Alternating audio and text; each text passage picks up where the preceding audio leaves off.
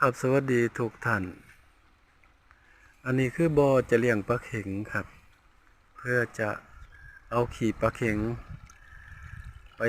ใส่ต้นมะเขือครับ เวลาเฮาเปลี่ยนน้ำปลาถ้าว่าจะเลี้ยงปลาเข็งจัก200ตัวครับพอได้น้ำเขียวไปฮดต้นมะเขือครับเฮาก็ต่อท่อออกครับถ้าจะเฮ็ดจังซี่ต้องก้นไว้ที่สูงครับ อันนี้คือที่บ้านมะเขืออยู่ที่ต่ำเฮาก็สามารถเฮ็ดได้ครับเฮาสามารถตั้งระดับน้ำลงไปได้ครับ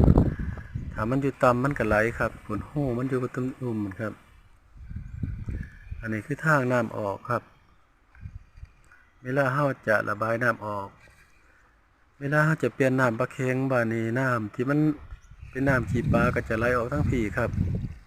เฮาจะได้ประโยชน์2ต่อนี่ครับการบริหารจัดการทำเกษตรก็ได้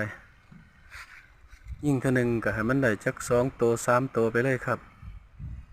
มันจะบ่สูญเปล่ามันจะคุ้มค่าลงมือเฮ็ด